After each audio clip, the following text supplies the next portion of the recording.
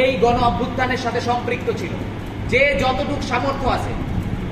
এই 5 তারিখে আমাদের মনে আছে যখন সরকার ইন্টারনেট চালু করে দেয়, তখন এই যে সালমান হসপিটালের এই পাশের এক গলিতে এক মহিলা বাসা থেকে দৌড়ায় নেমে আসছে যে তার ওয়াইফাইটা সে পাবলিক করে দিতে চায় সবার জন্য। কিভাবে করবে সে জানে না। অর্থাৎ যার পক্ষে যতটুকু সামর্থ্য আছে মানুষ কিন্তু ততটুকু চেষ্টা করছে। আমরা জোহরের নামাজ পড়ছিলাম এইখানে কোনো একটা মসজিদে।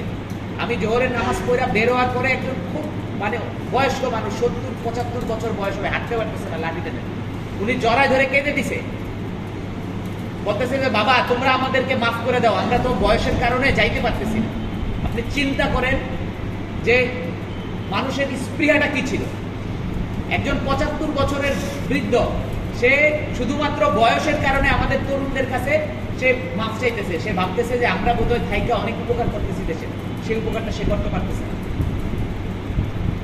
এই যে স্পিরিট, এই স্পিরিটটা যত দিন যাচ্ছে আমাদের মধ্য থেকে হারায় যাচ্ছে। কেন হারায় যাচ্ছে? কারণ এই গণ অভ্যুত্থানের ফলে আমরা যেই জিনিস পাবো বলে আশা করছিলাম, যে একটা ইনসাফ ভিত্তিক রাষ্ট্র ব্যবস্থা হবে, আমরা